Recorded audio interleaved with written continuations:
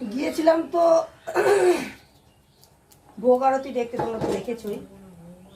তো ভোগ আরতি দেখেছি, খুব ভালো লেগেছে। অনেক দিন পর ভোগ আরতি দেখলাম, খুব ভালো লাগলো। প্রত্যেক বছর বছর আমাদের এখানে হয়। তো আমি এসেই দেখো ভাত বসিয়েছি। খুব খিদে পেয়ে গেছে, বিশ্বাস করো। এত ভিড় ওখানে, কি বলবো, মানে এ ওর গায়ে ধাক্কা দিচ্ছে, সে তার গায়ে ধাক্কা দিচ্ছে। সত্যি কথা বলতে কি, আমার এত ধাক্কা ধাক্কি পছন্দ হয় না। তোমার বাড়ি চলে এসেছি, আর এই যে এখানে ভাত বসিয়ে দিয়েছি, দেখো।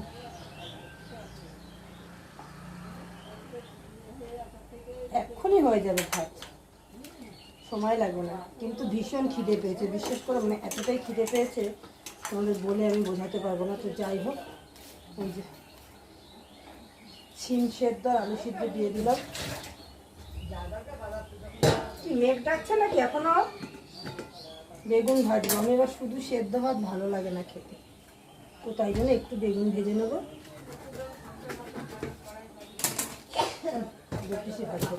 তোমার দাদাভাই এখন আসবে না খেতে, ও আমাকে আজকে রান্না করতে বারণ করেছে, বলছে আমি রাস্তা থেকে খেয়ে নেব। তো তাই জন্য আর রান্না করিনি। এই যে কুমড়ো ভাজা,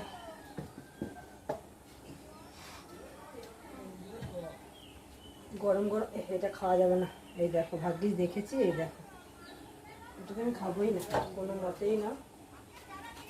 অন্য কোনো তরকারি করলে তার মধ্যে দেবো, কিন্তু এটা আমি খাবো না। ভাগ্যিস দেখেছি।